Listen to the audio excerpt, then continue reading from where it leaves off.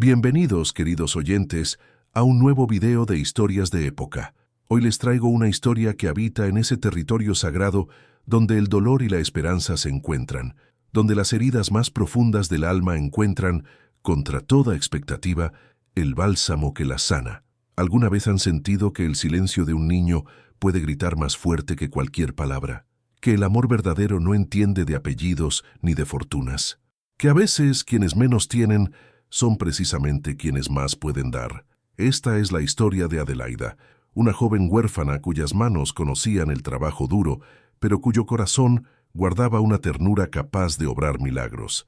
Es la historia de Benjamín, un niño que perdió la voz cuando perdió a su madre, y de Joaquín Augusto, un hombre poderoso que descubrió que toda su fortuna no podía comprar lo que más necesitaba. Antes de comenzar, cuéntenme, ¿desde dónde nos acompañan hoy? Déjenlo en los comentarios, me encanta saber de qué rincón del mundo llegan estas hermosas almas que aprecian las historias de época.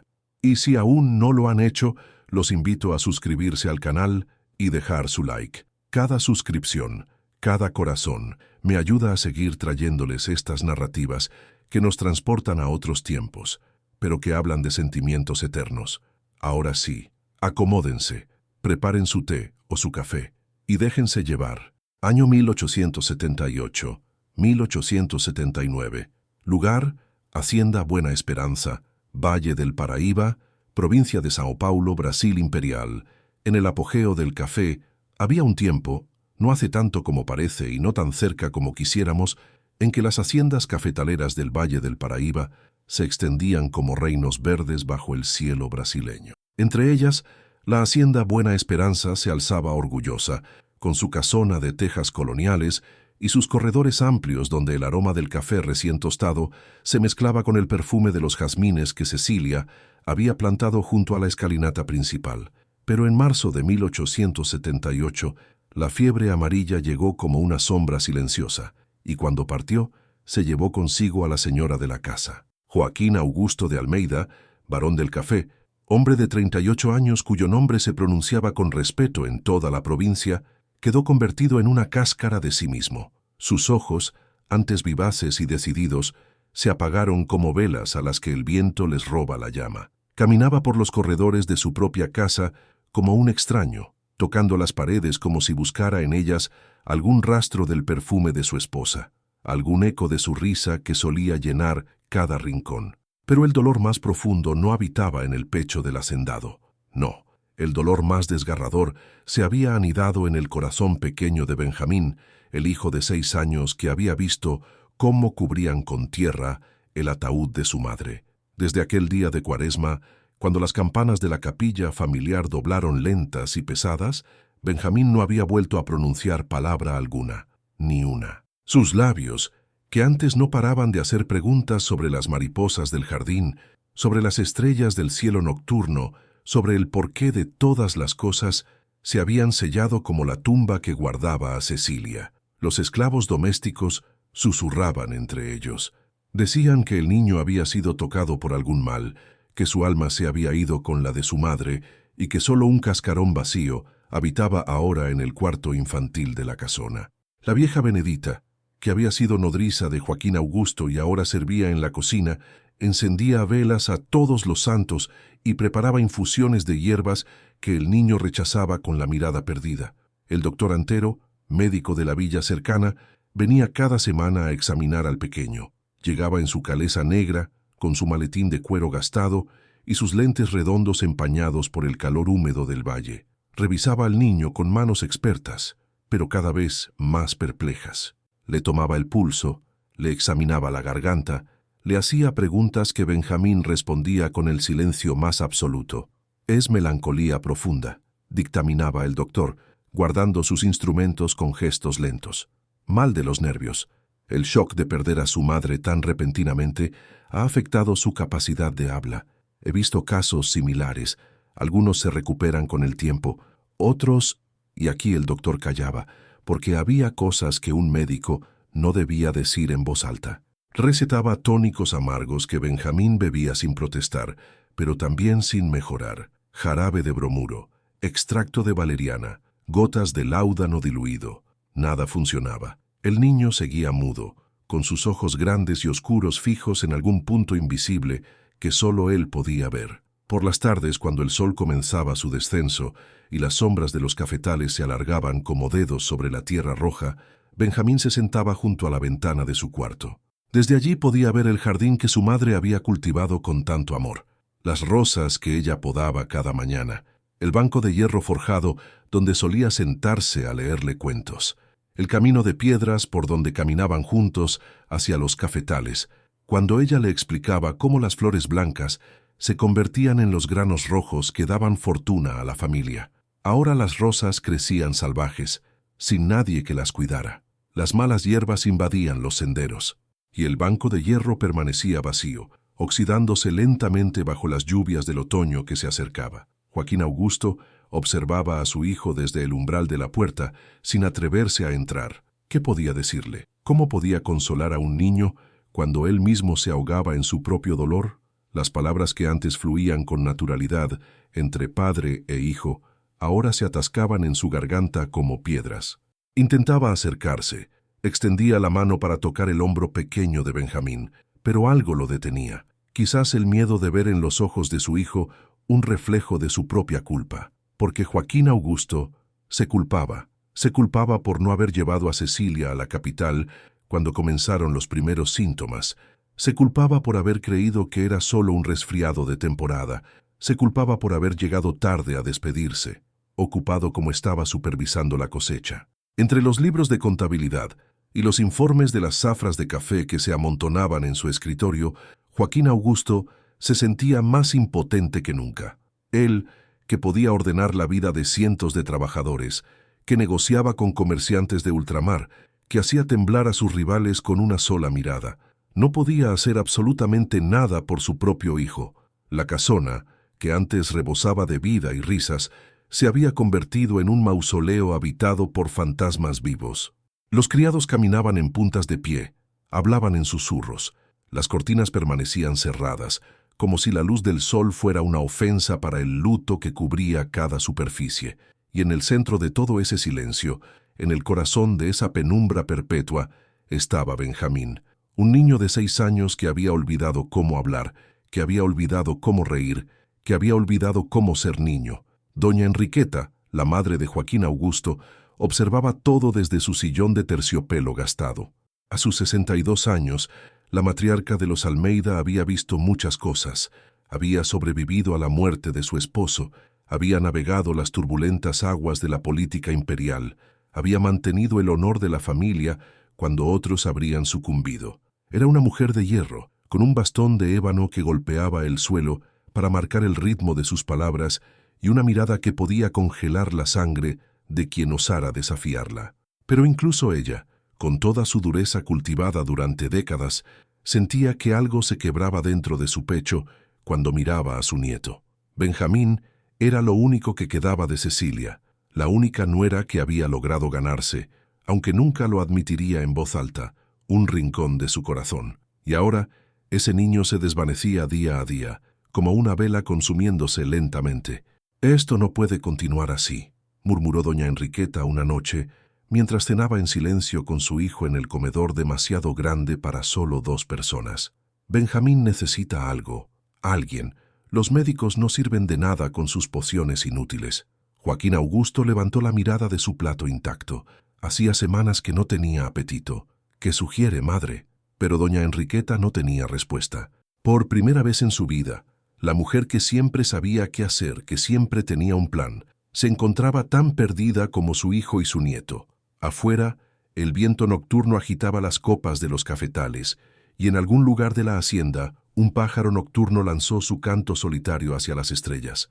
En el piso de arriba, en su cuarto a oscuras, Benjamín apretaba contra su pecho un pañuelo de seda que aún conservaba, apenas, el perfume de su madre.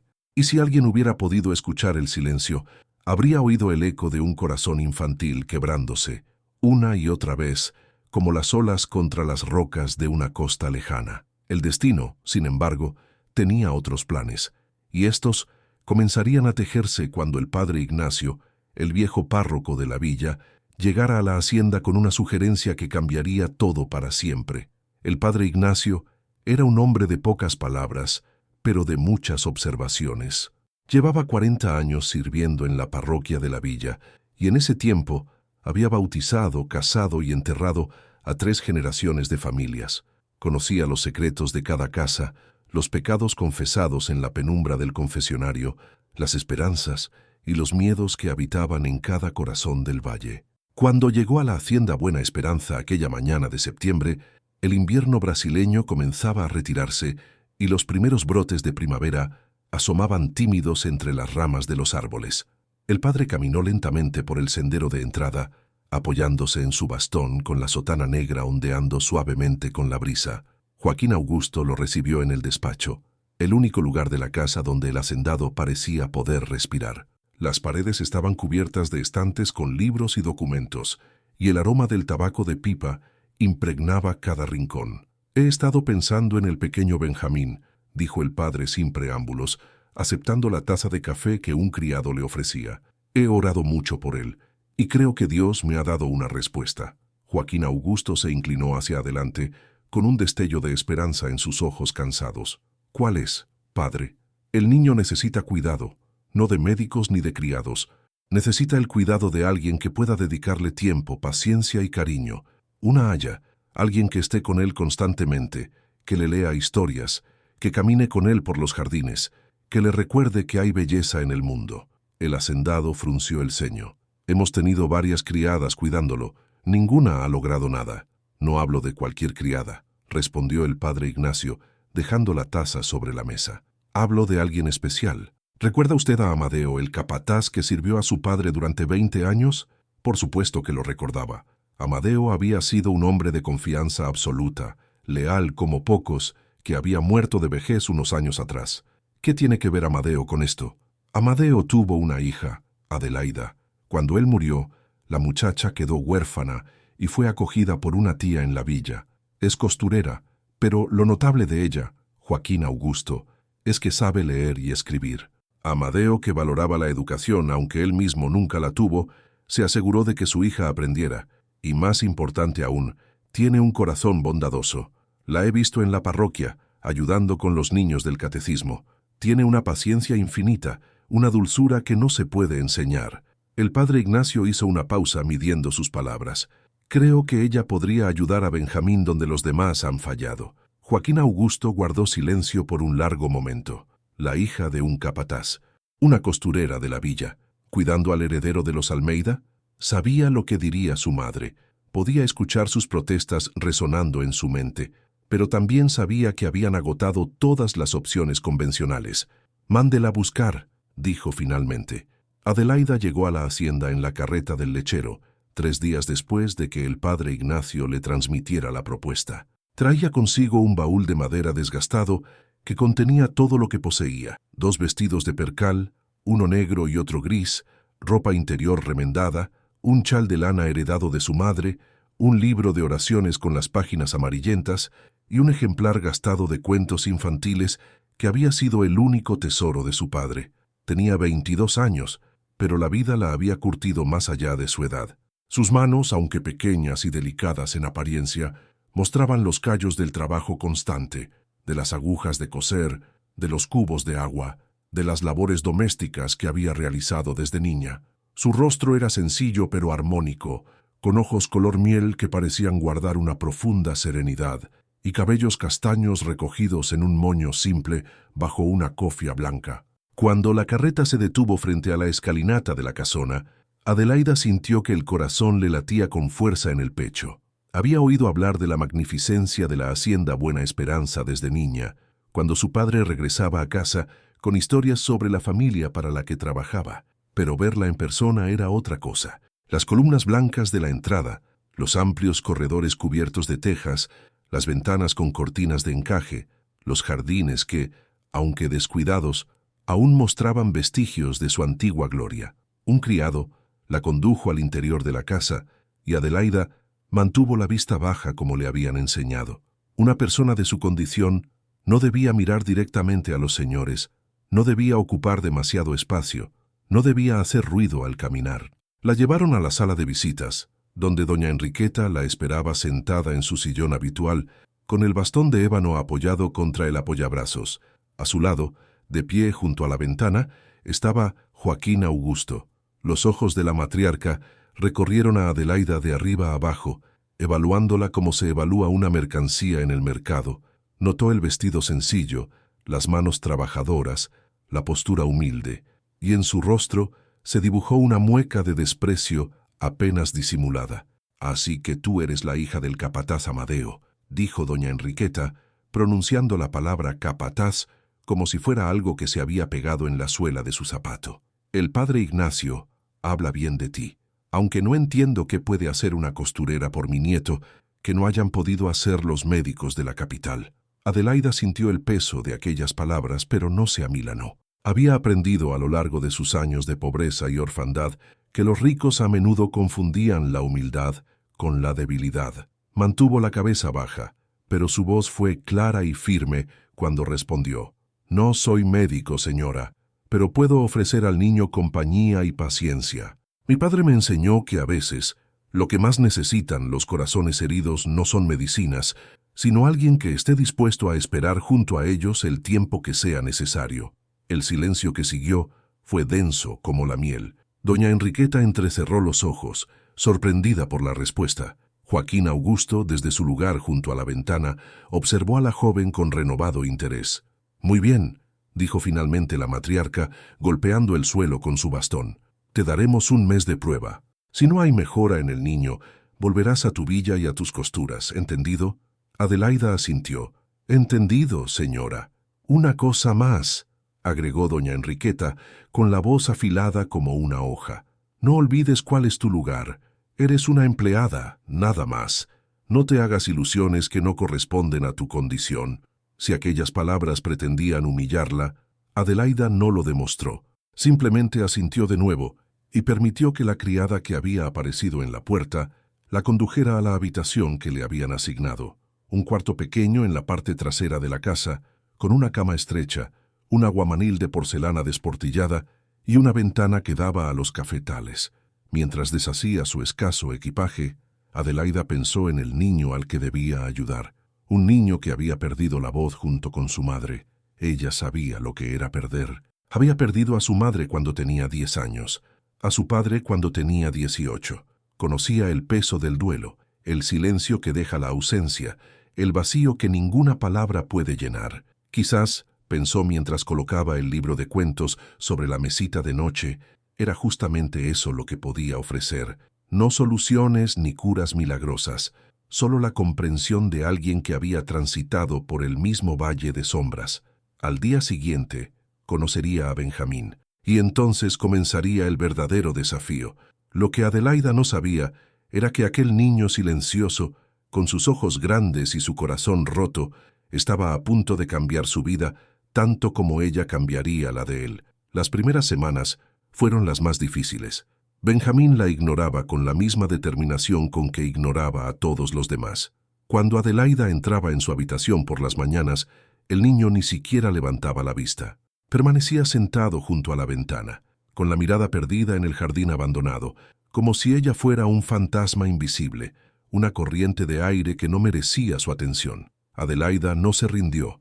Cada día, a la misma hora, llegaba al cuarto de Benjamín con una determinación tranquila. Se sentaba en la mecedora que había pedido traer desde una de las habitaciones de servicio, sacaba su viejo libro de cuentos y comenzaba a leer en voz alta. Al principio, su voz era el único sonido en aquella habitación sumida en el silencio. Leía las historias que su padre le había leído a ella cuando era niña, cuentos de princesas valientes, de caballeros bondadosos, de bosques encantados donde los animales hablaban y los deseos se cumplían. Su voz fluía suave, melodiosa, llenando poco a poco el espacio vacío que el duelo había dejado. Benjamín no reaccionaba, no giraba la cabeza, no parpadeaba, no daba ninguna señal de estar escuchando. Pero Adelaida continuaba, día tras día, semana tras semana, leyendo las mismas historias, cantando en voz baja las canciones de cuna que recordaba de su infancia, describiendo en susurros las flores que veía desde la ventana. Los criados la observaban con mezcla de lástima y admiración. Algunos apostaban en la cocina cuánto tiempo duraría antes de rendirse. Doña Enriqueta, desde su sillón en la sala, contaba los días como quien cuenta las gotas de un reloj de arena, esperando el momento de decirle al padre Ignacio que su idea había sido un fracaso. Pero algo comenzó a cambiar en la tercera semana. Fue un martes por la tarde, cuando el cielo se había cubierto de nubes y una llovizna fina comenzaba a caer sobre los cafetales. Adelaida leía el cuento del patito feo, su favorito de niña, cuando notó un movimiento casi imperceptible. Benjamín, que hasta entonces había permanecido inmóvil junto a la ventana, se había girado ligeramente hacia ella. No mucho, apenas unos grados, lo suficiente para que, por primera vez, Adelaida pudiera ver su perfil en lugar de su nuca. Ella no interrumpió la lectura, no hizo ningún comentario, no cometió el error de llamar la atención sobre el momento, simplemente continuó leyendo, manteniendo el mismo tono suave y constante. Cuando terminó el cuento, cerró el libro y se levantó para irse como hacía cada día. Pero esta vez, algo fue diferente. La mano pequeña de Benjamín se estiró y tocó la manga de su vestido. Un toque breve, fugaz, casi accidental, pero Adelaida lo sintió como si un rayo de sol hubiera atravesado las nubes. No dijo nada, no quería asustarlo, simplemente sonrió, con una sonrisa que el niño no podía ver porque no la estaba mirando, y salió de la habitación con el corazón golpeándole las costillas. Esa noche, en su cuarto de servicio, Adelaida lloró, pero no eran lágrimas de tristeza, eran lágrimas de algo que no sabía nombrar, una mezcla de alivio, de esperanza, de gratitud.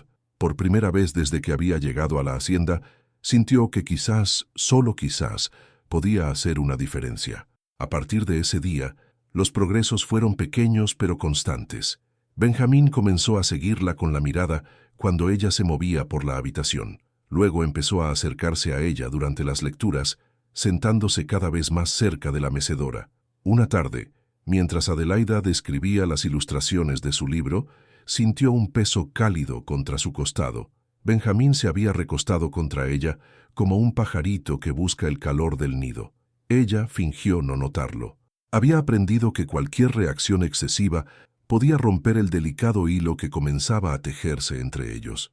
Así que continuó leyendo, mientras su corazón cantaba en silencio, y la lluvia de primavera repiqueteaba suavemente en los cristales. Joaquín Augusto observaba estos desarrollos desde la distancia. Pasaba por el pasillo del cuarto de Benjamín más a menudo de lo que lo había hecho en meses, deteniéndose frente a la puerta entreabierta para escuchar la voz de Adelaida y espiar los gestos de su hijo. Algo en su pecho, que había permanecido congelado desde la muerte de Cecilia, comenzaba a derretirse lentamente. Notaba cosas en las que antes no se había fijado. La paciencia infinita de Adelaida, que nunca levantaba la voz, que nunca mostraba frustración. La forma en que trataba a su hijo con un respeto que muchos adultos no recibían. La manera en que leía las historias, dando vida a cada personaje con diferentes tonos, haciendo pausas dramáticas en los momentos de suspenso, riendo suavemente en las partes divertidas, aunque Benjamín no riera con ella. Una noche, después de la cena, Joaquín Augusto subió al piso de arriba para ver a su hijo dormir, como solía hacer antes de que todo cambiara. Encontró a Benjamín ya en la cama, con los ojos cerrados, pero su mano pequeña sostenía algo que el hacendado no reconoció al principio, un pañuelo de tela basta, con bordados sencillos de flores silvestres. Lo reconoció como el tipo de labor que hacían las costureras de la villa. Adelaida debía habérselo dado, un regalo pequeño, sin valor material, pero que evidentemente significaba algo para el niño, porque lo sostenía como si fuera un tesoro. Joaquín Augusto salió de la habitación y por primera vez en meses sintió algo parecido a la esperanza. Octubre llegó con vientos cálidos y el canto de los pájaros que regresaban de sus migraciones. Los cafetales comenzaron a florecer, cubriendo las laderas de blanco, como si una nevada tropical hubiera caído sobre el valle, y en la hacienda Buena Esperanza, tan silenciosa durante tanto tiempo, comenzaban a escucharse, aunque todavía tímidos, los primeros signos de vida. Pero el verdadero milagro aún estaba por llegar, y cuando llegara, nada volvería a ser como antes. Enero de 1879 llegó con el peso húmedo del verano brasileño.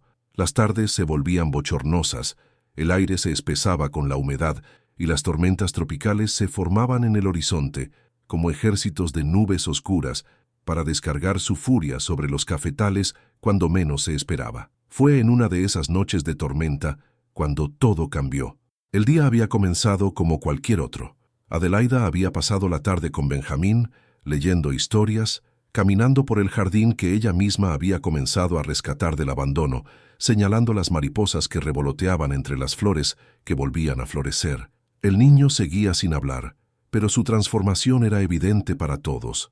Sonreía a veces, con una sonrisa pequeña y tímida que iluminaba sus ojos oscuros. Buscaba la mano de Adelaida cuando caminaban. Y había comenzado a dibujar, llenando páginas y páginas con trazos de colores que la joven guardaba como tesoros.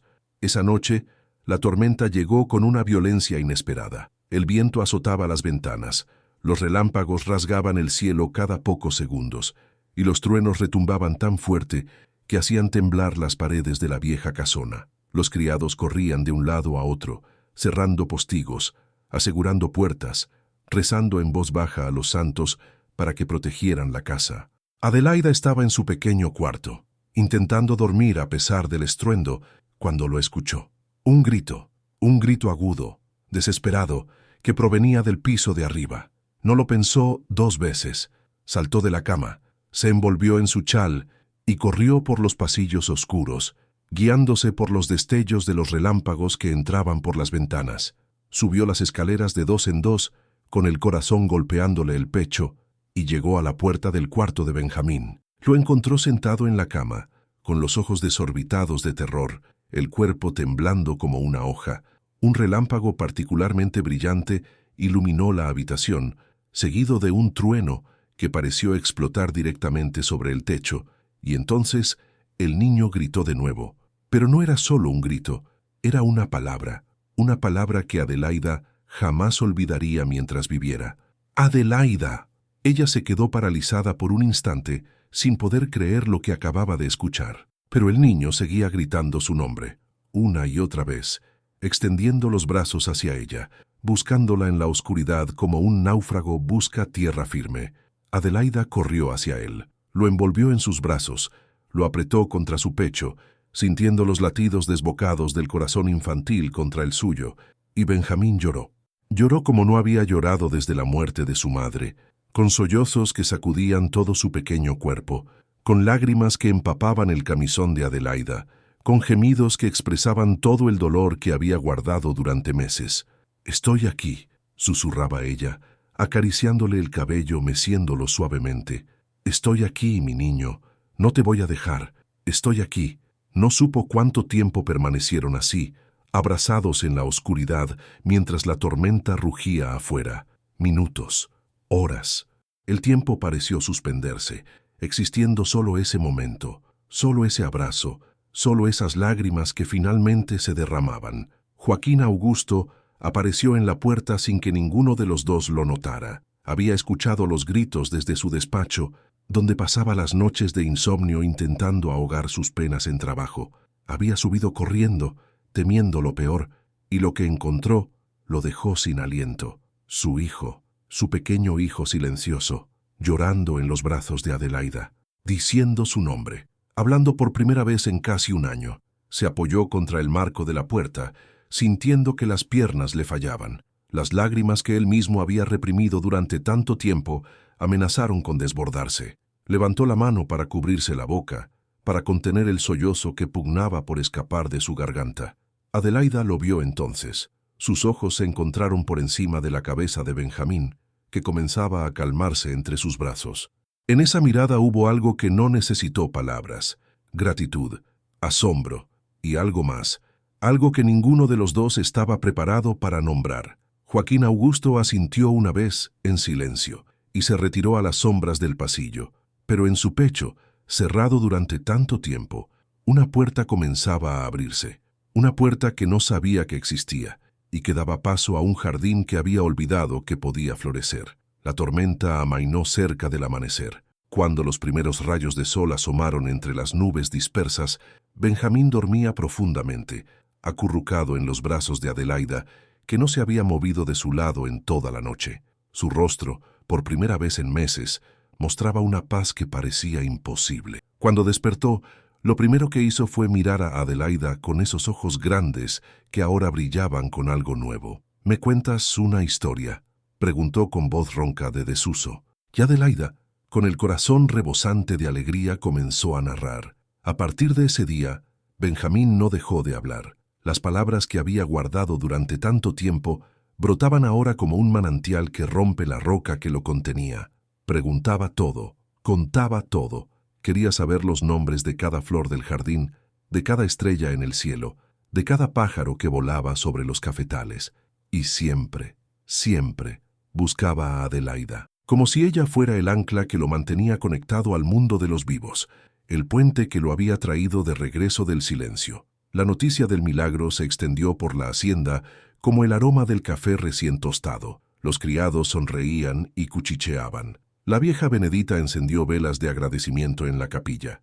El doctor Antero, cuando vino a hacer su visita semanal, no podía creer lo que veía. «Es un milagro», declaró, ajustándose los lentes. «No hay explicación médica, simplemente un milagro». Pero doña Enriqueta, desde su sillón en la sala, observaba los acontecimientos con una mezcla de sentimientos que no sabía cómo reconciliar. Se alegraba por su nieto, por supuesto que sí, pero también notaba cómo los ojos de su hijo seguían a Adelaida, cómo buscaba pretextos para estar cerca de ella, cómo la miraba cuando creía que nadie lo observaba. Y eso, decidió la matriarca mientras apretaba el puño sobre el pomo de su bastón, era algo que debía vigilarse muy de cerca. El amor tiene muchas formas de manifestarse. A veces llega como un rayo, súbito e inevitable. Otras veces crece lento, como una planta que echa raíces en la tierra más improbable. Lo que estaba creciendo entre los muros de la hacienda Buena Esperanza pertenecía a la segunda categoría, y como toda planta que crece en tierra prohibida, tendría que enfrentar tormentas más feroces que las del verano tropical. Con la voz de Benjamín, regresó también la vida a la hacienda Buena Esperanza. Los criados ya no caminaban en puntas de pie. Las cortinas se abrieron para dejar entrar el sol.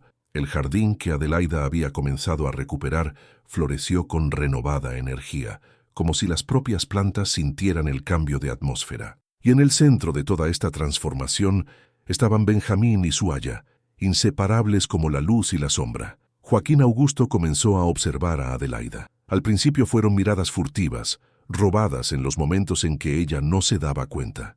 Notaba cómo servía el té en las tardes, con movimientos gráciles y precisos que contrastaban con sus manos de trabajadora. Observaba su sonrisa discreta cuando Benjamín le contaba alguna ocurrencia infantil. Escuchaba su risa suave, tan diferente a las risas afectadas de las damas de sociedad que había conocido en los salones de la capital. Las conversaciones comenzaron de manera inocente. Al principio, eran intercambios breves sobre el progreso de Benjamín, sobre sus comidas, sobre sus sueños nocturnos, pero poco a poco fueron expandiéndose hacia otros territorios. Una tarde, Joaquín Augusto encontró a Adelaida en la biblioteca, buscando un libro para leerle a Benjamín. El niño dormía la siesta, y ella aprovechaba esos momentos para explorar los estantes que contenían más libros de los que había visto en toda su vida. «Mi padre amaba los libros», dijo el hacendado, entrando silenciosamente. Aunque nunca fue un hombre de letras, decía que los libros eran ventanas a otros mundos. Adelaida se volvió sorprendida de encontrarlo allí. Se sonrojó ligeramente, como si la hubieran pillado en alguna transgresión. «Perdone, señor. No debería...» «Ah, por favor», interrumpió él con una suavidad que lo sorprendió a sí mismo. «Los libros están para ser leídos.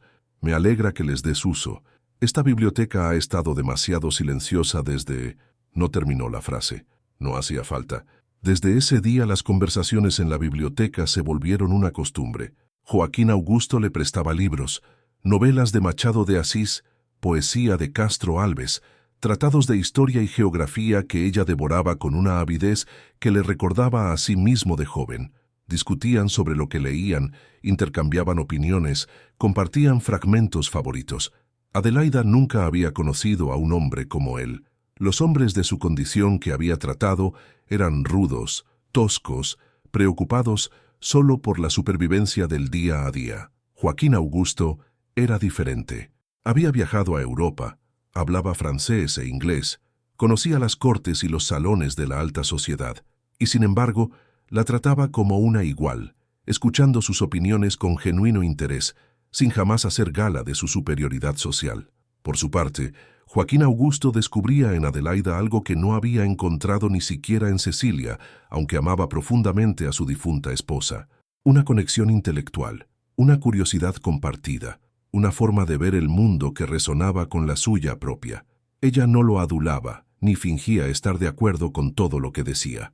Tenía sus propias opiniones, y las defendía con una inteligencia tranquila que lo fascinaba. Las tardes en el corredor después de que Benjamín se acostaba se convirtieron en su momento favorito del día. Sentados en las mecedoras de mimbre, con las luciérnagas danzando en el jardín y el canto de los grillos como música de fondo, conversaban hasta que las estrellas llenaban el cielo. Él le contó sobre su vida, sobre su matrimonio con Cecilia, sobre el dolor de perderla.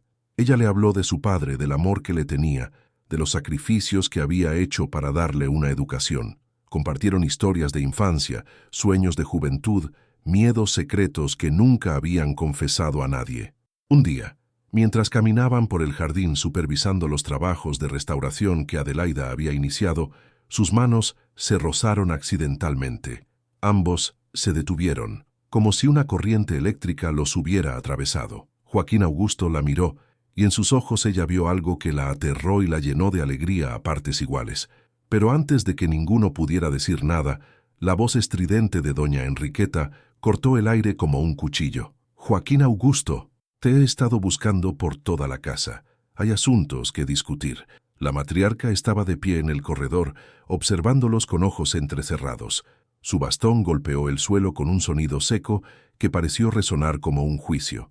Adelaida bajó la cabeza y se alejó rápidamente, murmurando una excusa sobre Benjamín, pero sintió la mirada de doña Enriqueta clavada en su espalda como una daga de hielo. Esa noche, la vieja matriarca no pudo dormir. Desde su ventana veía las estrellas que brillaban sobre los cafetales, las mismas estrellas que su hijo y esa advenediza habían contemplado juntos tantas noches. Había notado los signos, los había notado y había elegido ignorarlos, esperando que fueran solo fantasías suyas. Pero lo que había presenciado en el jardín confirmaba sus peores sospechas. Su hijo, el barón del café, heredero de una de las familias más respetadas del valle, estaba enamorándose de una criada, de la hija de un capataz, de una mujer que no tenía nombre, ni fortuna, ni posición. Esto no podía permitirse, no mientras ella tuviera aliento. Al día siguiente, doña Enriqueta envió un mensaje urgente a su hermano, el coronel Tiburcio, y al padre Ignacio. Había asuntos familiares que tratar, asuntos que no podían esperar. Mientras tanto, en su pequeño cuarto de servicio, Adelaida también pasó la noche en vela. Sabía que lo que estaba sintiendo era peligroso. Sabía que no tenía derecho a esos sentimientos. Sabía que debía marcharse antes de que fuera demasiado tarde.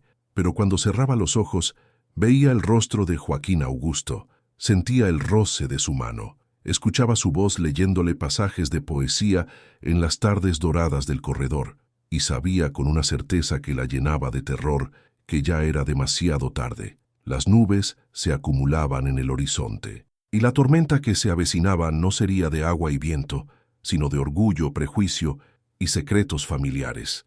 La sala de visitas de la Hacienda Buena Esperanza nunca había albergado una reunión tan tensa.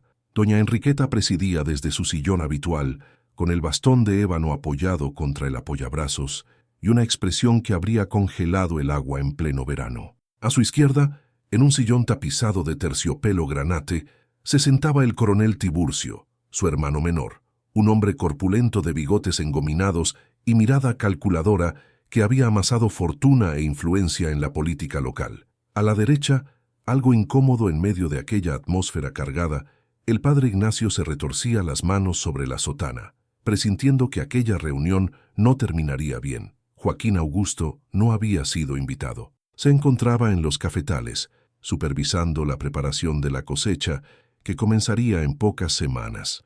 Lo habían citado para la cena, según le dijeron, para discutir asuntos de la hacienda. «Bien», comenzó doña Enriqueta, una vez que los criados sirvieron el café y se retiraron cerrando las puertas de madera.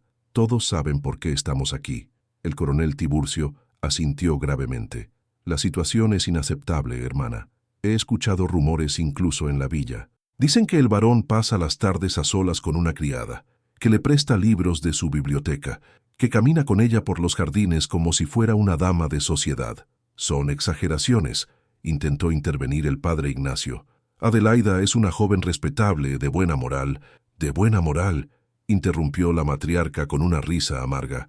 Una mujer que seduce al señor de la casa mientras trabaja como aya de su hijo. ¿Eso es buena moral, padre? Con todo respeto, no creo que sea justo llamar a esto seducción, respondió el sacerdote, intentando mantener la calma. He observado a Adelaida durante años. Es una joven piadosa, trabajadora y astuta, completó el coronel, cruzándose de brazos. Las de su clase siempre lo son. Ven una oportunidad de ascender socialmente y no la desaprovechan. Un viudo rico, vulnerable, con un hijo enfermo, era la presa perfecta. Doña Enriqueta golpeó el suelo con su bastón, silenciando cualquier réplica. No he convocado esta reunión para discutir el carácter de esa mujer. Eso es irrelevante. Lo que importa es el honor de nuestra familia. Los Almeida llevamos generaciones construyendo nuestra reputación. Mi difunto esposo fue consejero del emperador. Mi hijo es barón del café, respetado en todo el valle. Y ahora pretende arrastrarnos a todos al fango, casándose con la hija de un capataz. El silencio que siguió fue espeso y pesado.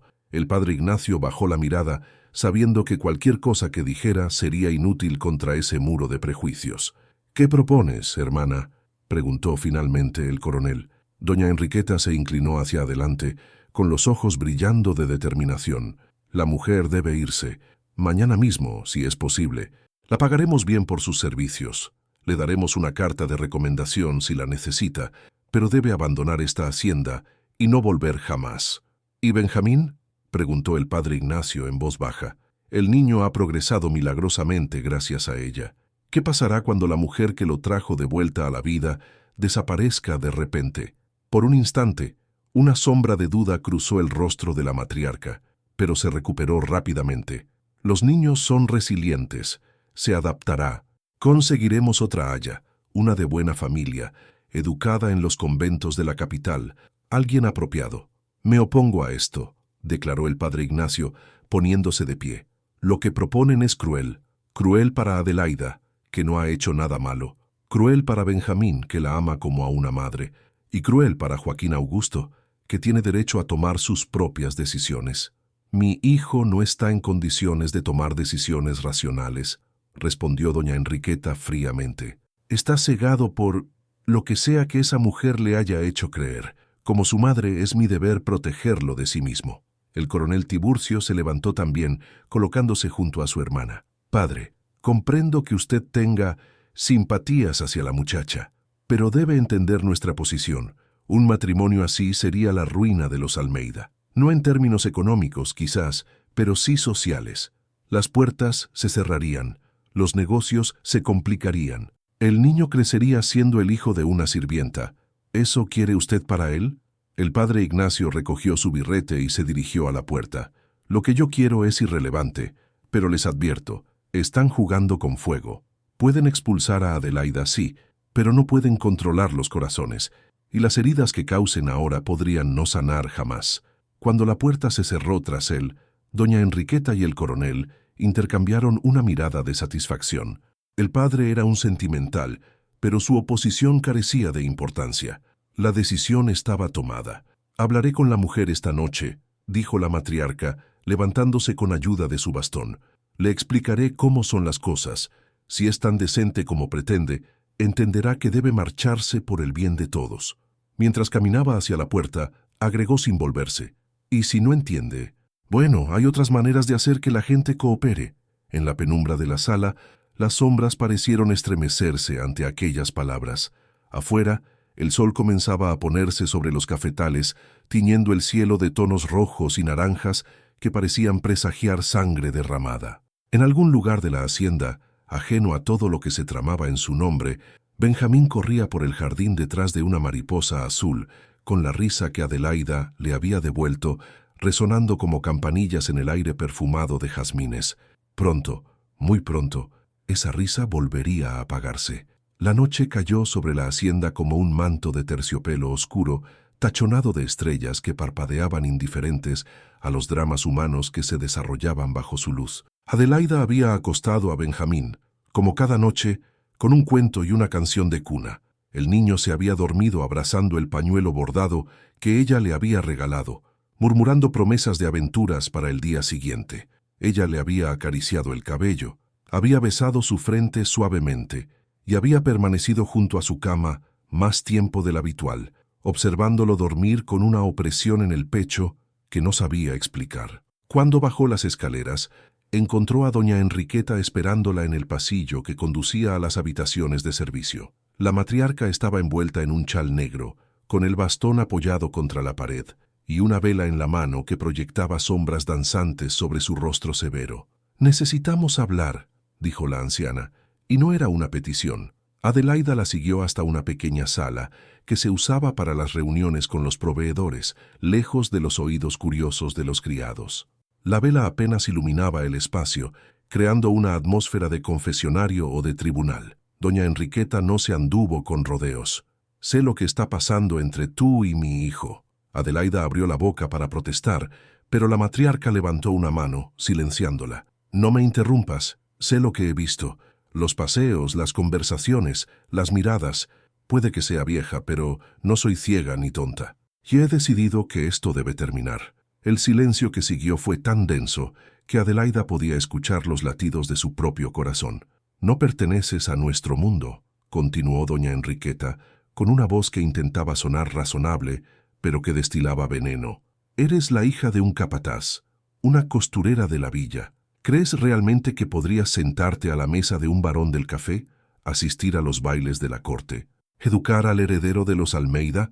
Adelaida sintió que las lágrimas ardían en sus ojos, pero se negó a derramarlas.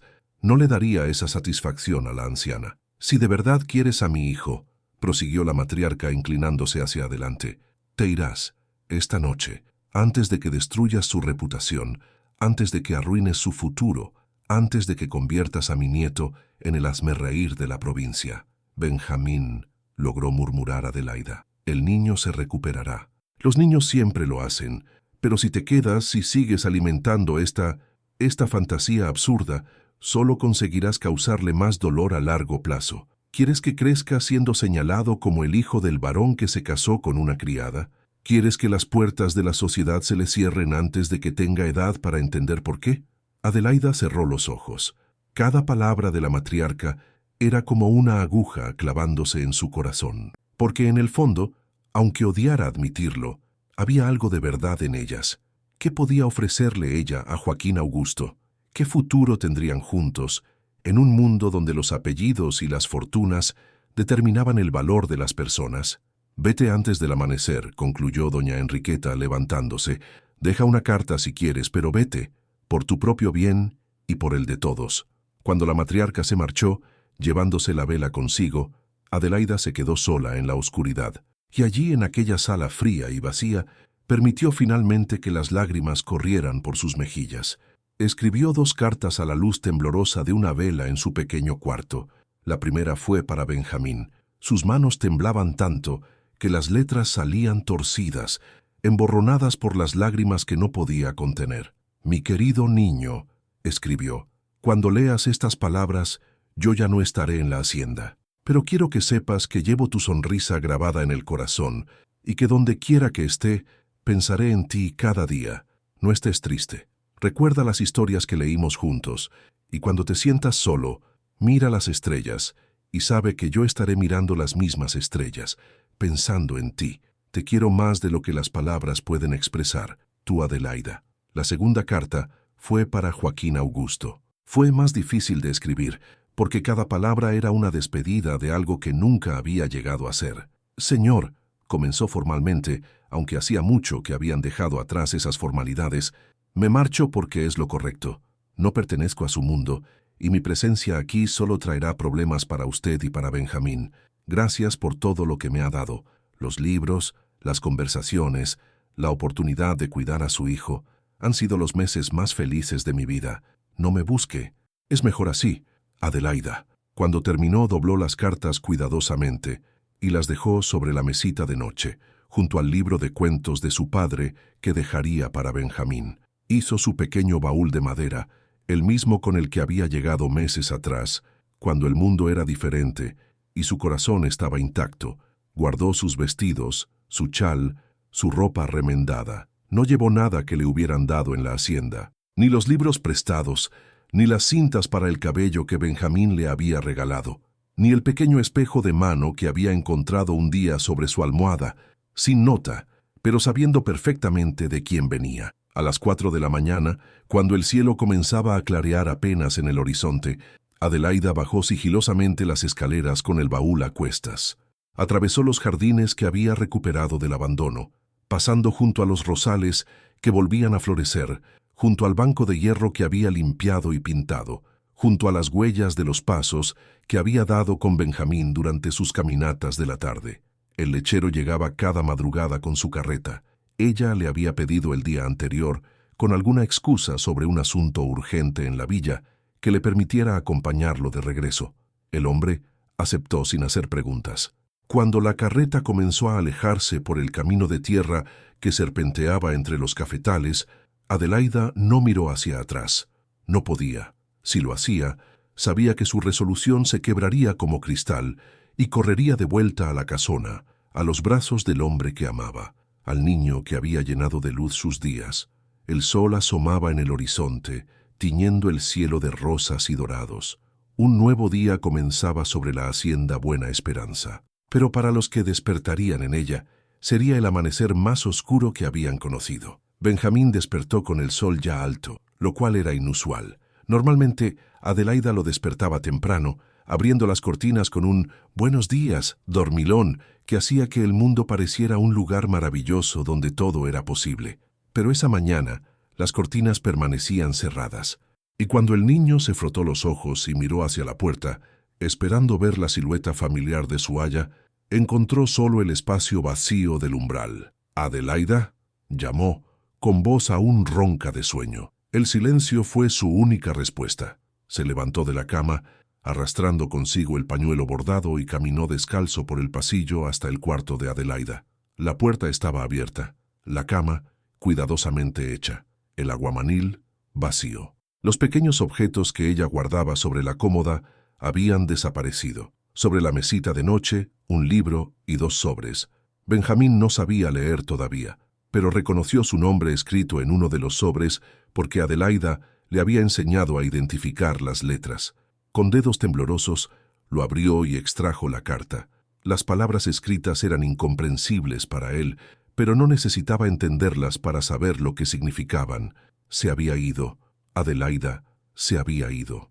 El grito que brotó de su garganta fue tan desgarrador que los criados de toda la casa corrieron alarmados. Lo encontraron en el cuarto vacío, hecho un ovillo en el suelo, sollozando con un dolor que parecía arrancarle el alma. Intentaron levantarlo, consolarlo, explicarle que todo estaría bien, pero Benjamín no los escuchaba, no podía. El mundo se había convertido nuevamente en ese lugar oscuro y frío que había sido después de la muerte de su madre, solo que esta vez era peor, porque esta vez la persona que lo había salvado lo había abandonado por voluntad propia. O eso creía él. Las horas que siguieron fueron un torbellino de confusión y angustia. Los criados corrían de un lado a otro sin saber qué hacer. Doña Enriqueta permanecía encerrada en su habitación, fingiendo una migraña que nadie le creía. Y Benjamín, después de llorar hasta quedarse sin lágrimas, había dejado de hacer sonido alguno. Cuando Joaquín Augusto regresó de los cafetales al mediodía, alertado por un mensaje urgente de Benedita, encontró la casa sumida en un caos silencioso. Subió las escaleras de 2 en 2 y encontró a su hijo acurrucado en un rincón de su cuarto, con la mirada perdida en algún punto invisible. «Benjamín», lo llamó, arrodillándose frente a él. El niño no respondió. «Benjamín, hijo, mírame». Nada. Los ojos del pequeño estaban abiertos pero vacíos, como si su alma hubiera huido junto con Adelaida. Un criado le entregó las cartas. Joaquín Augusto leyó la suya primero, con manos que temblaban de rabia contenida. Luego buscó a su madre. La encontró en el salón fingiendo tomar té con toda la calma del mundo. Pero cuando vio la expresión en el rostro de su hijo, La taza tintineó en el platillo. —¿Qué hiciste? —preguntó él con una voz que no parecía la suya, tan fría y cortante como el acero. Doña Enriqueta irguió la cabeza con dignidad. —Hice lo que tenía que hacer. Lo que tú, cegado por una ilusión absurda, eras incapaz de hacer. La obligaste a irse. Le mostré la realidad. Ella misma tomó la decisión de marcharse. Por su propio bien y por el de esta familia. Joaquín Augusto se acercó a su madre, y por primera vez en su vida, la anciana sintió algo parecido al miedo al ver la furia en sus ojos. —Mire a su nieto —dijo él, señalando hacia las escaleras—. Suba y mírelo. Está igual que cuando murió Cecilia. Ha dejado de hablar otra vez. Ha dejado de comer. Y usted es la responsable. Es solo un berrinche infantil. Se le pasará. ¿Cómo se le pasó la última vez? ¿Cómo estuvo mudo casi un año? ¿Cómo casi lo perdimos? La voz de Joaquín Augusto se quebró. ¿Cómo pudo hacerle esto a su propio nieto? Doña Enriqueta bajó la mirada por primera vez. No había esperado esto. Había pensado que el niño echaría de menos a su aya por unos días, quizás semanas, pero que luego se recuperaría. No había contado con esta recaída tan inmediata y tan devastadora. Fue por el bien de la familia, murmuró, pero ya no sonaba tan segura. ¿El bien de la familia?, repitió Joaquín Augusto con amargura. ¿Qué familia, madre? ¿Una familia sin heredero, porque el único que tengo se consume de tristeza? ¿Una familia cuyo jefe vive como un muerto en vida desde que perdió a 2 mujeres que amaba? El silencio que siguió fue largo y pesado. El coronel Tiburcio, que había llegado a la hacienda alertado por los rumores, apareció en la puerta del salón, pero una mirada de su sobrino bastó para hacerlo retroceder. «Voy a buscarla», declaró Joaquín Augusto dándose la vuelta. «Y cuando la encuentre le pediré que vuelva, no como criada, como mi esposa». «No te atrevas», comenzó doña Enriqueta. «¿O qué?», la interrumpió él, deteniéndose en el umbral. «¿Me desheredará? Adelante. Esta hacienda no significa nada sin alguien con quien compartirla. Tengo suficiente dinero propio para empezar de nuevo en otra parte, lejos de ustedes y sus prejuicios». Y antes de que su madre pudiera responder, salió de la casa dando un portazo que hizo temblar las paredes. Arriba, en su cuarto, Benjamín seguía inmóvil, perdido en un mundo de silencio donde nadie podía alcanzarlo. Pero en algún lugar muy profundo de su pequeño corazón, una chispa de esperanza comenzaba a arder, porque había escuchado el grito de su padre. Y aunque no entendía todas las palabras, había comprendido una cosa. Alguien iba a buscar a Adelaida, y si la encontraban, quizás el mundo volvería a tener color. La villa quedaba a 3 horas de caballo desde la hacienda, por un camino de tierra que serpenteaba entre colinas verdes y cafetales que se extendían hasta donde alcanzaba la vista. Joaquín Augusto cabalgó como si el demonio lo persiguiera, espoleando a su mejor caballo, un alazán llamado Centella, que había ganado más de una carrera en las fiestas de la provincia. El viento le golpeaba el rostro, el sol del mediodía le calentaba la espalda, pero él no sentía nada más que la urgencia de encontrarla. Llegó a la villa cuando el sol comenzaba su descenso. Las calles empedradas estaban casi desiertas en la hora de la siesta, con los perros dormitando a la sombra y las ventanas cerradas contra el calor. Desmontó frente a la iglesia, donde el padre Ignacio lo recibió con una mirada de triste comprensión. «Me lo temía», dijo el sacerdote, invitándolo a pasar a la frescura de la sacristía. «Cuando supe que se había marchado tan repentinamente, su madre, supongo». Joaquín Augusto asintió, incapaz de hablar. El agotamiento del viaje y el peso de las emociones amenazaban con abrumarlo. «La tía de Adelaida vive en una casita al final de la calle del Comercio», indicó el padre Ignacio. «Pero le advierto, Joaquín Augusto, la muchacha está destrozada. Llegó esta mañana como un fantasma, con los ojos hinchados de llorar y sin querer hablar con nadie». El hacendado no esperó más explicaciones. Dejó a Centella atado frente a la iglesia y caminó hacia la calle del Comercio con pasos decididos. La casa de la tía de Adelaida era una construcción modesta, de paredes encaladas y techo de tejas que en algunos lugares dejaban ver el cielo. Un pequeño jardín frontal, lleno de macetas con flores silvestres, delataba el mismo amor por las plantas que Adelaida había demostrado en la hacienda. Llamó a la puerta con los nudillos, sintiendo el corazón golpearle las costillas. Una mujer mayor abrió, una versión arrugada de Adelaida con los mismos ojos color miel y el mismo porte digno. Lo miró de arriba abajo, reconociendo en su ropa y su porte al señor de la hacienda. «Así que usted es», dijo simplemente. «Necesito verla», respondió él. «No sé si ella quiere verlo a usted, por favor». Y había tanta súplica en esa palabra, tanto dolor contenido, que la anciana se hizo a un lado para dejarlo pasar. La casita era pequeña pero limpia, con muebles sencillos y cortinas de encaje en las ventanas. Olía a pan recién horneado y a las hierbas aromáticas que colgaban en manojos de las vigas del techo. Adelaida estaba sentada junto a la ventana del fondo, cosiendo algo que no parecía importarle, con la mirada perdida y las mejillas aún húmedas de lágrimas. Cuando lo vio entrar, se levantó de un salto, derramando la costura por el suelo. «¿Qué hace usted aquí?», preguntó, y su voz era una mezcla de sorpresa, esperanza y miedo. «Vine a buscarte», respondió él simplemente. «No debería. Su familia. Mi familia soy yo y mi hijo te necesita». Dio un paso hacia ella. «Yo te necesito». Adelaida retrocedió, chocando contra la pared. Las lágrimas comenzaron a correr nuevamente por sus mejillas. «No puede ser. Su madre tenía razón. Yo no pertenezco a su mundo. Solo le causaría problemas. Arruinaría su reputación». «Al diablo con la reputación», interrumpió Joaquín Augusto, y algo en su voz hizo que ella callara. «Al diablo con los apellidos, con las fortunas, con los títulos de varón. ¿De qué me sirve todo eso si mi hijo se consume de tristeza? Si la mujer que amo huye de mí porque alguien le dijo que no era digna». Adelaida abrió los ojos de par en par.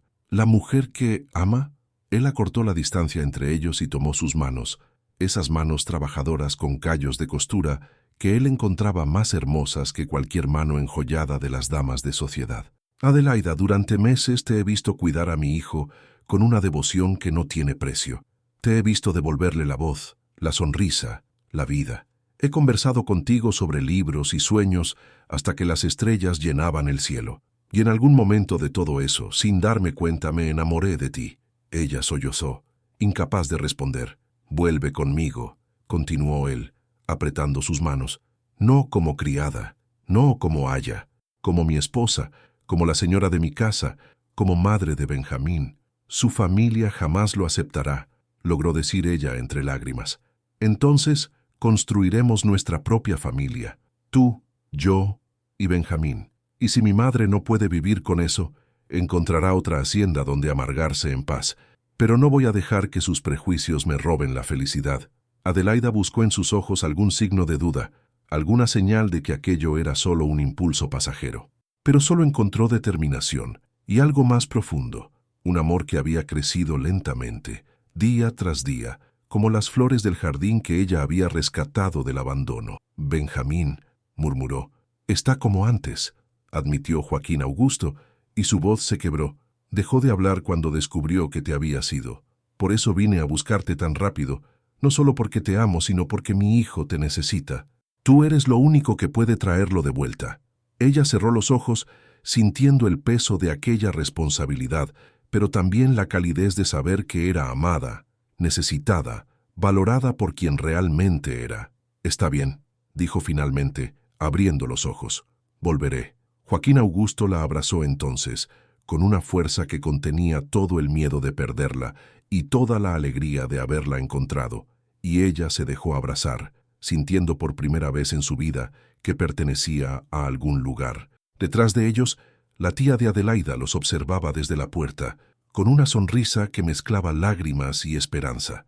El sol se ponía sobre la villa, pintando el cielo de colores imposibles, y en la hacienda Buena Esperanza, un niño silencioso sentía, sin saber cómo explicarlo, que algo bueno estaba a punto de suceder. El regreso a la hacienda fue más lento que la partida. Cabalgaron juntos, Adelaida sentada delante de Joaquín Augusto, su espalda apoyada contra el pecho de él, sintiendo los latidos de su corazón como una promesa silenciosa. No hablaron mucho durante el camino. No hacía falta. Había una paz nueva entre ellos, la calma que sigue a la tormenta, el alivio de quien ha tomado una decisión irrevocable. Llegaron a la hacienda cuando la luna comenzaba a asomarse entre las nubes.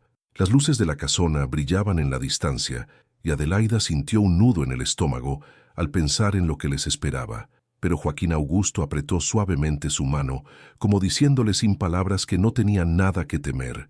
Los recibió Benedita en la entrada, con lágrimas en los ojos y una sonrisa que parecía dividir su rostro arrugado. «Gracias a Dios», murmuró, abrazando a Adelaida como si fuera su propia hija. «El niño no ha querido comer nada en todo el día. Quizás ahora». «¿Dónde está?», preguntó Adelaida. «En su cuarto. No se ha movido de allí desde que descubrió que usted se había ido». Adelaida subió las escaleras corriendo, sin importarle la propiedad ni las apariencias. Entró en el cuarto de Benjamín y lo encontró exactamente como lo había descrito Benedita, acurrucado en un rincón, con la mirada perdida, el pañuelo bordado apretado contra su pecho. «Benjamín», lo llamó suavemente, arrodillándose frente a él. Los ojos del niño tardaron un momento en enfocarse, pero cuando la vio, cuando comprendió que era real y no una alucinación, su rostro se transformó. La vida volvió a sus ojos como una llama que renace de las cenizas.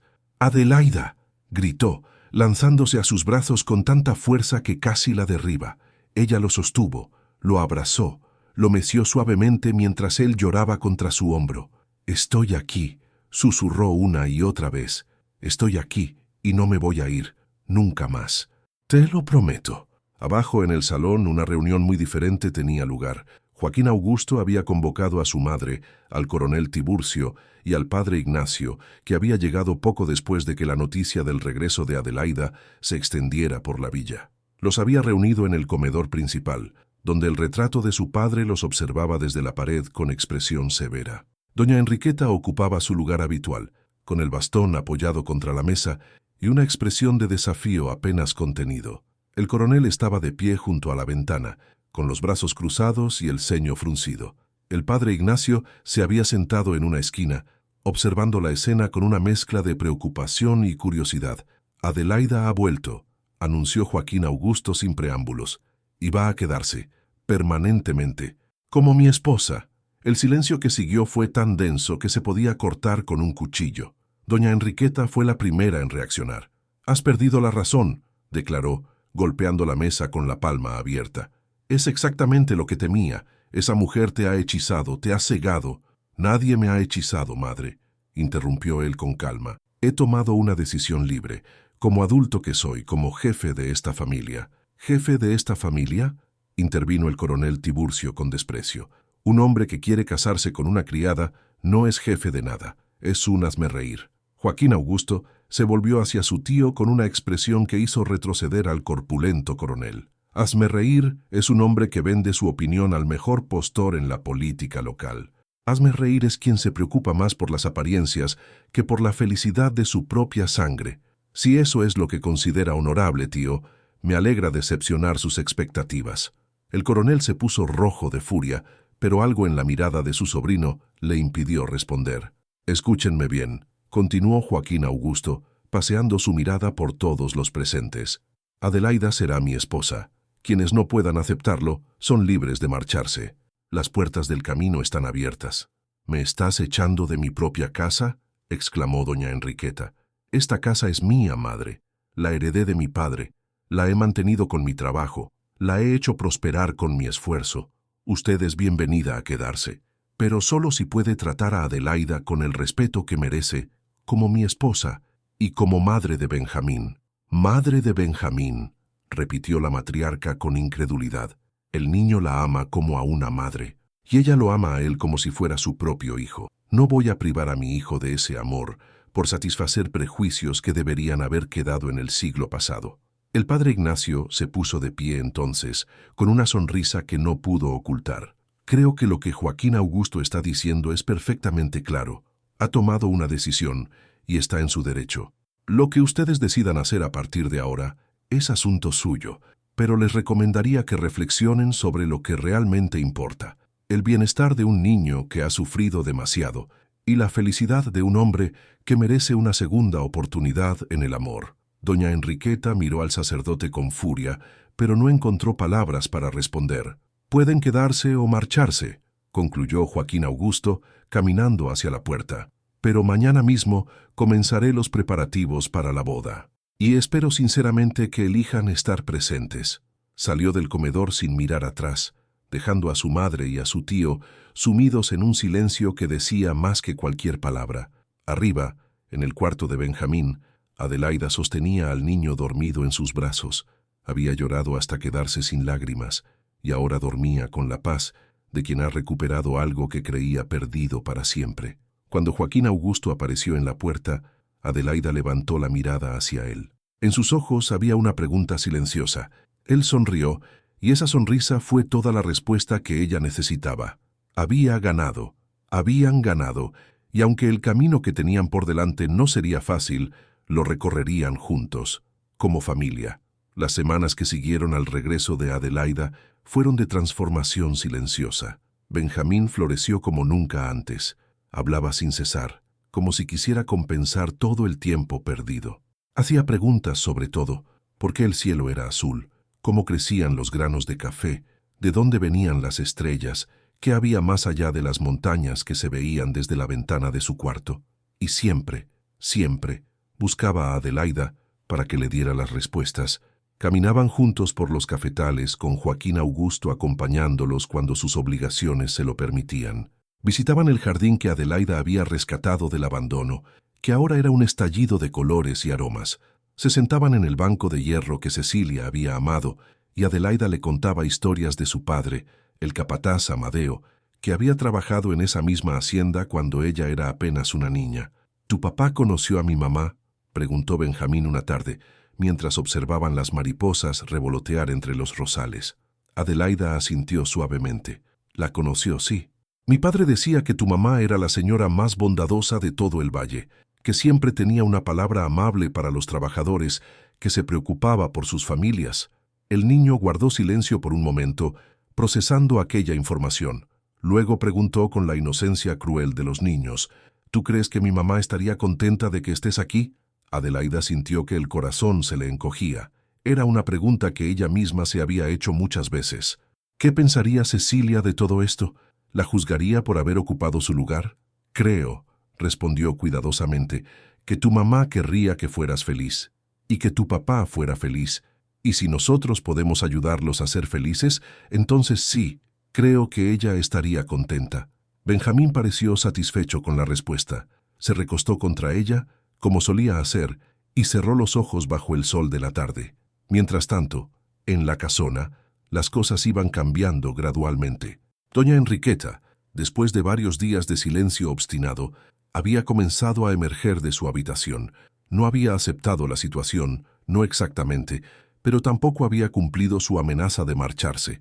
Observaba a Adelaida desde la distancia, con ojos que intentaban encontrar algún defecto, alguna grieta en la fachada de bondad que la joven mostraba. Pero lo que encontraba, cada vez, era genuina dedicación. Veía cómo Adelaida cuidaba de Benjamín, cómo le enseñaba las letras y los números con paciencia infinita, cómo lo consolaba cuando tenía pesadillas, cómo celebraba cada pequeño logro como si fuera una victoria monumental.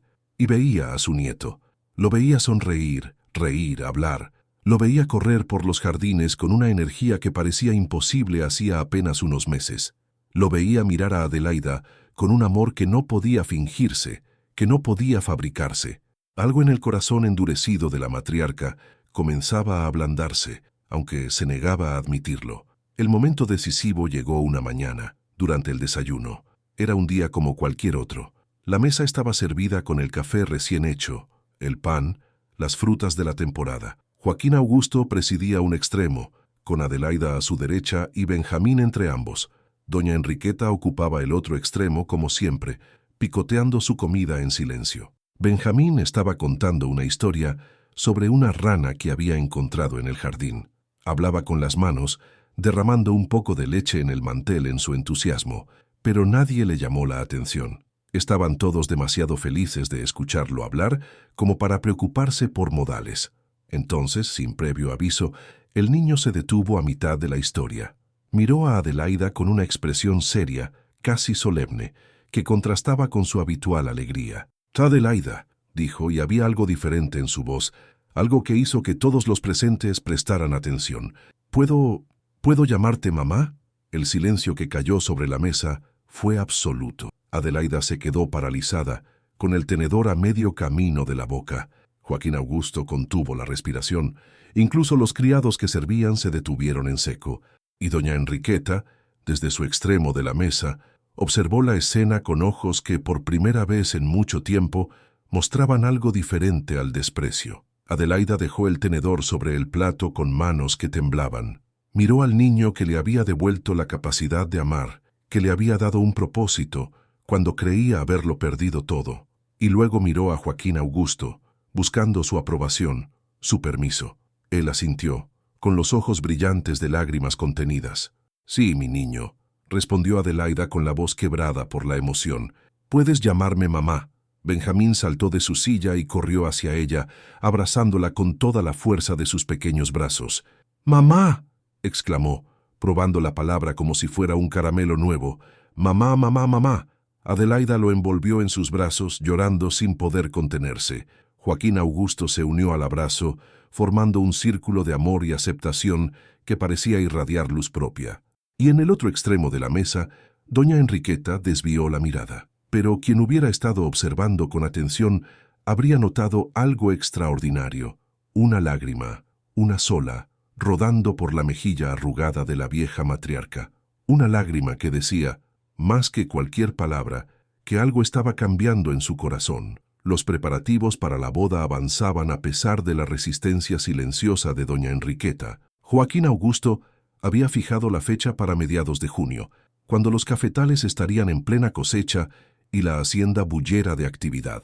El padre Ignacio había accedido a oficiar la ceremonia en la capilla de la hacienda, a pesar de las críticas veladas que le llegaban desde ciertos sectores de la sociedad local. El amor de Dios no conoce de apellidos ni de fortunas. Había respondido a quienes cuestionaban su decisión, y tampoco debería conocerlo el de los hombres. Las invitaciones fueron enviadas a los vecinos y conocidos de la región, más por cortesía que por expectativa de que asistieran. La mayoría respondió con excusas, compromisos previos, enfermedades oportunas, viajes urgentes. Joaquín Augusto recibió cada rechazo con una sonrisa irónica. Mejor así, pensaba. Prefería rodearse solo de quienes genuinamente celebraran su felicidad. Entre los pocos que confirmaron su asistencia estaban el doctor Antero, que siempre había apreciado a Adelaida por su papel en la recuperación de Benjamín, y algunos comerciantes de la villa que mantenían una relación más pragmática que social con el hacendado. La tía de Adelaida, por supuesto, fue la primera en responder, con una carta que desbordaba alegría y orgullo. Pero el cambio más inesperado ocurrió dentro de los muros de la propia hacienda. Comenzó con pequeños gestos, casi imperceptibles. Una tarde, doña Enriqueta bajó al jardín mientras Adelaida y Benjamín jugaban entre los rosales. Se sentó en el banco de hierro, a cierta distancia, observándolos sin decir palabra. Cuando Benjamín la vio, corrió hacia ella con un ramo de flores silvestres que había recogido. «Mira, abuela, flores para ti». La vieja matriarca recibió el ramo con manos que temblaban ligeramente. Miró a Adelaida, que había permanecido a distancia, respetando el espacio de la anciana. Sus ojos se encontraron por un momento, y algo pasó entre ellas que no necesitó palabras. A partir de ese día, doña Enriqueta comenzó a estar más presente. No participaba activamente, pero ya no se encerraba en su habitación ni lanzaba miradas de desprecio. Observaba, escuchaba, y poco a poco, muy lentamente, comenzaba a comprender lo que su hijo había visto en aquella joven de origen humilde. Una noche, mientras Adelaida cosía junto a la lámpara del salón, la matriarca se acercó y se sentó frente a ella. El silencio se extendió por varios minutos, interrumpido solo por el crepitar del fuego en la chimenea y el sonido de la aguja atravesando la tela. «Ese era el bordado favorito de mi madre», dijo finalmente doña Enriqueta, señalando el trabajo de Adelaida. La joven levantó la vista, sorprendida. «¿Perdón, señora?» «El punto que estás usando. Mi madre lo llamaba lágrima de viuda. Lo usaba para los manteles de ceremonias especiales». Adelaida miró su trabajo con nuevos ojos. «Mi padre me lo enseñó. Él lo aprendió de su madre, en Portugal, antes de venir al Brasil». Otro silencio, pero este era diferente, menos hostil, más curioso. «Tu padre era un buen hombre», dijo doña Enriqueta, y las palabras parecieron costarle un esfuerzo considerable. «Mi esposo lo respetaba. Decía que nunca había conocido a un trabajador más leal». «Gracias, señora. Eso significa mucho para mí». La anciana asintió bruscamente, como si se arrepintiera de haber mostrado debilidad. Se levantó para marcharse, pero se detuvo en la puerta. «El vestido de novia de mi nuera», dijo sin volverse. «Está guardado en un baúl del ático. Es de encaje francés. Sería una pena que se echara a perder sin que nadie lo use». Y sin esperar respuesta, salió del salón, dejando a Adelaida con los ojos llenos de lágrimas y el corazón desbordante de algo que se parecía mucho a la esperanza.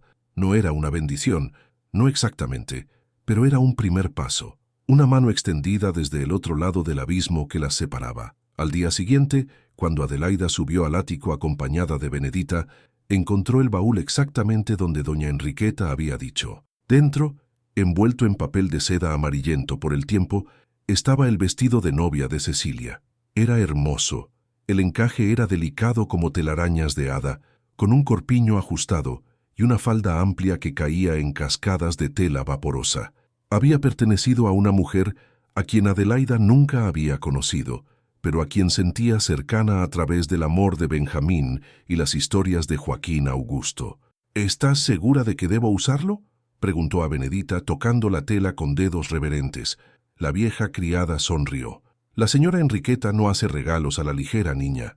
Si te ofreció este vestido, es porque finalmente está empezando a aceptarte». Adelaida se llevó la tela a la mejilla, sintiendo la suavidad del encaje contra su piel. En algún lugar, imaginó, Cecilia sonreía. La boda estaba cada vez más cerca. Y por primera vez desde que todo comenzó, Adelaida sintió que quizás, solo quizás, podría tener un verdadero hogar en la hacienda Buena Esperanza. La mañana del día anterior a la boda amaneció nublada, con nubes pesadas que se acumulaban sobre las montañas y prometían tormenta. Pero en la hacienda Buena Esperanza el ambiente era de febril actividad. Los criados decoraban la capilla con flores frescas, las cocineras preparaban banquetes dignos de realeza y las costureras daban los últimos retoques al vestido de encaje que Adelaida usaría al día siguiente. Adelaida caminaba por el jardín buscando un momento de paz antes de que el torbellino de la celebración la envolviera por completo. Sus pasos la llevaron hasta el viejo banco de hierro, donde se sentó con un suspiro. ¿Era posible que todo esto fuera real?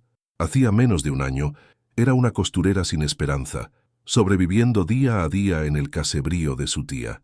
Ahora estaba a punto de convertirse en la señora de una de las haciendas más prósperas del valle, madre de un niño que adoraba, esposa de un hombre que la amaba de verdad. Era demasiado, demasiado bueno, demasiado perfecto, y algo en su interior. La niña huérfana que había aprendido que la vida siempre cobra sus deudas, temía que todo se desmoronara en el último momento. Fue entonces cuando escuchó los pasos detrás de ella. Se volvió esperando ver a Joaquín Augusto o a Benjamín, pero se encontró con el rostro severo de doña Enriqueta. La anciana caminó lentamente hasta el banco, apoyándose pesadamente en su bastón. Sin pedir permiso, se sentó junto a Adelaida, y ambas permanecieron en silencio durante un largo momento, mirando el jardín que se mecía suavemente con la brisa. «Nunca aprobé esto», dijo finalmente doña Enriqueta, con voz que era casi un susurro. «Quiero que lo sepas. No lo aprobé entonces y una parte de mí sigue sin aprobarlo ahora». Adelaida asintió, sin saber qué responder. «Pero», continuó la anciana, y esa palabra pareció costarle todo el orgullo que había acumulado en 62 años de vida. «Me equivoqué en cómo manejé las cosas. Lo que te dije aquella noche fue cruel, y lo que le hice a mi nieto al obligarte a marcharte fue imperdonable». Adelaida volvió la cabeza sorprendida. No esperaba esto. Nunca había esperado una disculpa. «He vivido toda mi vida siguiendo reglas que ya no tienen sentido», prosiguió doña Enriqueta, mirando sus manos arrugadas como si fueran las de una extraña. «Reglas sobre quién es digno de quién, sobre qué familias pueden mezclarse con cuáles, sobre el honor y la reputación. Creí que esas reglas protegerían a los míos, pero solo sirvieron para causarles dolor». Hizo una pausa, luchando con las palabras que pugnaban por salir. «Mi nieto te ama como a una madre. Mi hijo te mira como si fueras la luz del sol después de una larga noche. Y yo casi destruyo todo eso por el orgullo estúpido de una vieja que no quería admitir que el mundo había cambiado». Las lágrimas comenzaron a rodar por las mejillas de Adelaida, pero no intentó detenerlas. «No te pido que me perdones», concluyó doña Enriqueta, y por primera vez sus propios ojos brillaban con una humedad que no era solo por la edad. Solo te pido que me des la oportunidad de intentar hacerlo mejor, por Benjamín, por Joaquín Augusto, y quizás por mí también. Se levantó trabajosamente del banco, pero antes de marcharse, se volvió una última vez. El vestido de Cecilia te quedará hermoso, dijo. Ella habría querido que lo usaras. Estoy segura de eso. Y se alejó por el sendero, dejando a Adelaida sola con sus lágrimas y un corazón que parecía haber sanado una herida que ni siquiera sabía que tenía. Esa noche, la tormenta que las nubes habían prometido finalmente se desató. Los relámpagos iluminaban el cielo, los truenos hacían temblar las ventanas y la lluvia caía en cortinas tan densas que borraban el mundo exterior. Benjamín despertó asustado, como aquella otra noche, hacía tantos meses. Pero esta vez no tuvo que gritar el nombre de Adelaida. Ella ya estaba allí en su cuarto, como si hubiera presentido que la necesitaría. «Estoy aquí», susurró abrazándolo. «Estoy aquí, mi niño». «Mamá», murmuró él contra su hombro, «tengo miedo de que te vayas otra vez». Adelaida sintió que el corazón se le partía. Lo apartó suavemente para poder mirarlo a los ojos, esos ojos grandes y oscuros que habían visto demasiado dolor para ser tan jóvenes. «Escúchame bien, Benjamín», dijo con toda la firmeza que pudo reunir. «No voy a irme nunca. Mañana me casaré con tu papá y seré oficialmente tu mamá. Y vamos a vivir juntos, los tres, para siempre. ¿Me crees?» El niño la miró durante un largo momento, buscando en su rostro alguna señal de mentira, de duda. No encontró ninguna. «Te creo», dijo finalmente. «Te creo, mamá». Se durmió en sus brazos, arrullado por el sonido de la lluvia que ya comenzaba a amainar. Y Adelaida permaneció allí, velando su sueño, hasta que los primeros rayos del amanecer se filtraron por las cortinas. Era el día de su boda, era el día en que todo comenzaría de nuevo. Junio de 1879. La capilla de la Hacienda Buena Esperanza nunca había lucido tan hermosa. Las flores que decoraban el altar provenían del jardín que Adelaida había rescatado del abandono, rosas blancas y rosadas, jazmines que perfumaban el aire, orquídeas silvestres que crecían junto a los cafetales. Las velas ardían en los candelabros de plata, proyectando una luz dorada que hacía brillar cada superficie. Los bancos de madera, pulidos hasta relucir, albergaban a los pocos invitados que habían tenido el valor de desafiar la opinión de la sociedad. El doctor Antero con su esposa, algunos comerciantes de la villa, trabajadores de la hacienda que habían conocido a Amadeo y que ahora veían a su hija convertirse en señora.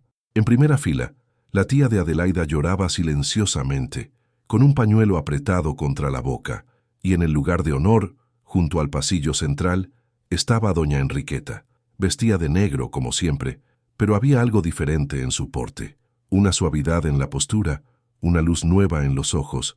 Había venido. No solo había venido, sino que ocupaba el lugar que le correspondía como matriarca de la familia, dando con su presencia una bendición que sus palabras nunca habían pronunciado.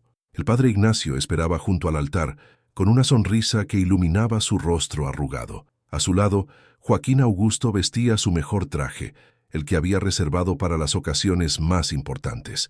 Pero sus ojos no miraban al sacerdote ni a los invitados. Sus ojos estaban fijos en la puerta de la capilla, esperando.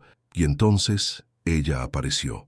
Adelaida caminó por el pasillo del brazo de nadie, porque no tenía padre que la entregara ni padrino que la acompañara. Caminó sola, con la frente en alto y el corazón latiendo tan fuerte que temía que todos pudieran escucharlo. El vestido de encaje francés que había pertenecido a Cecilia la envolvía como un abrazo de otra época, y en sus manos temblorosas sostenía un ramo de jazmines del jardín. Pero no estaba sola, no realmente. A mitad del camino, una figura pequeña se escabulló de entre los bancos y corrió hacia ella. Benjamín, vestido con un trajecito azul que le quedaba un poco grande, tomó su mano y caminó a su lado el resto del trayecto. En la otra mano, sostenía un cojín de terciopelo con los anillos de oro que sellarían la unión. Adelaida lo miró y sonrió entre lágrimas. No necesitaba padre ni padrino, tenía algo mejor, tenía a su hijo. Cuando llegaron al altar, Joaquín Augusto tomó las manos de Adelaida entre las suyas. Sus ojos estaban húmedos, pero su voz fue firme cuando pronunció los votos que los unirían para siempre. La ceremonia fue sencilla pero emotiva. El padre Ignacio habló del amor que supera las barreras, de la familia que se elige además de la que se hereda, de la luz que brilla más intensamente después de la oscuridad más profunda. Cuando llegó el momento de intercambiar los anillos, Benjamín los entregó con una solemnidad que habría sido cómica si no fuera tan conmovedora. Y cuando el padre Ignacio pronunció las palabras «Los declaro marido y mujer», la capilla estalló en aplausos que resonaron entre las paredes de piedra. Joaquín Augusto besó a Adelaida, y en ese beso estaba todo: la gratitud por haberlo salvado, la promesa de amarla siempre, la certeza de que juntos podrían enfrentar cualquier cosa. Cuando se separaron, Benjamín tiró de la falda del vestido de su madre. «¿Ahora somos una familia de verdad?», preguntó. Adelaida se arrodilló para estar a su altura, sin importarle el vestido de encaje ni los invitados que los observaban. «Siempre fuimos una familia de verdad, mi niño», respondió, «desde el momento en que me dejaste cuidarte. Ahora solo lo estamos haciendo oficial». Lo abrazó y Joaquín Augusto se unió al abrazo, formando un círculo de amor que parecía brillar con luz propia. La celebración que siguió duró hasta bien entrada la noche. Hubo música y baile, comida abundante y vino generoso. Los trabajadores de la hacienda, invitados también a la fiesta, cantaban canciones populares, mientras las estrellas se encendían una a una en el cielo despejado. En algún momento de la noche, doña Enriqueta se acercó a Adelaida. La nueva señora de la casa contuvo la respiración, sin saber qué esperar. «Cuida de ellos», fue todo lo que dijo la anciana. «Cuídalos bien». Y antes de que Adelaida pudiera responder, la matriarca se alejó hacia la casa, pero no sin que la joven notara algo que la dejó sin aliento. Una sonrisa, pequeña, casi imperceptible, pero una sonrisa al fin. Benjamín se había quedado dormido en una silla, agotado por la emoción del día. Joaquín Augusto lo cargó en brazos con la ternura de un padre que ha recuperado a su hijo, y juntos, los tres, caminaron hacia la casona que ahora era verdaderamente un hogar. La hacienda Buena Esperanza había renacido, no por el café que crecía en sus campos, ni por el dinero que llenaba sus arcas, ni por el título de varón que ostentaba su dueño. Había renacido por el amor que cura las heridas más profundas, el amor que cruza las barreras de clase y prejuicio, el amor que transforma a los extraños en familia y a las casas vacías en hogares. Adelaida miró las estrellas que brillaban sobre los cafetales, las mismas estrellas que había contemplado tantas noches con el hombre que ahora era su esposo. Pensó en su padre, en cómo habría sonreído de verla así. Pensó en Cecilia, cuyo vestido la había envuelto como una bendición de otro mundo. Pensó en todas las dificultades que habían superado y en las que seguramente vendrían. Pero sobre todo, pensó en el niño dormido en los brazos de su padre, el niño que la había llamado mamá por primera vez, el niño cuya voz había regresado gracias al amor, y supo, con una certeza que la llenaba de paz, que todo había valido la pena. Los años pasaron sobre la hacienda Buena Esperanza como pasan las estaciones, con su cuota de lluvias y de soles, de cosechas abundantes y de sequías superadas. Benjamín creció sano y feliz, convirtiéndose en un joven educado y bondadoso que heredó la inteligencia de su padre y la ternura de las dos mujeres que lo habían amado como madre. Nunca olvidó a Cecilia, cuyo retrato colgaba en el salón principal, pero tampoco dejó de llamar mamá a Adelaida, porque el corazón tiene espacio para más de un amor. Doña Enriqueta vivió hasta ver nacer a sus bisnietos, y aunque nunca se transformó en una mujer afectuosa, aprendió a demostrar su cariño de otras maneras, con consejos prácticos, con silencios menos hostiles, con la aceptación que finalmente llegó aunque tardara tanto en hacerlo. Y Adelaida, la hija del capataz, la costurera de la villa, la huérfana que llegó a la hacienda con un baúl de madera y el corazón lleno de esperanza, se convirtió en la señora más querida que el Valle del Paraíba hubiera conocido, no por su posición ni por su riqueza, sino por su bondad, por su dedicación, por ese amor que irradiaba como el sol de la mañana. Cuando le preguntaban cuál era el secreto de su felicidad, ella siempre respondía con la misma sonrisa serena: el amor que sana es el que se da sin esperar nada a cambio. Y cuando lo das así, descubres que lo que recibes es infinitamente mayor de lo que jamás habrías podido imaginar. Y en las noches de verano, cuando las luciérnagas danzaban en el jardín que ella había rescatado del olvido, Adelaida se sentaba en el viejo banco de hierro y miraba las estrellas, agradeciéndoles por haberla guiado hasta ese lugar, hasta esa familia, hasta ese amor que había curado todas las heridas. Porque al final, como el padre Ignacio había dicho tantos años atrás, el amor de Dios no conoce de apellidos ni de fortunas, y tampoco el amor verdadero.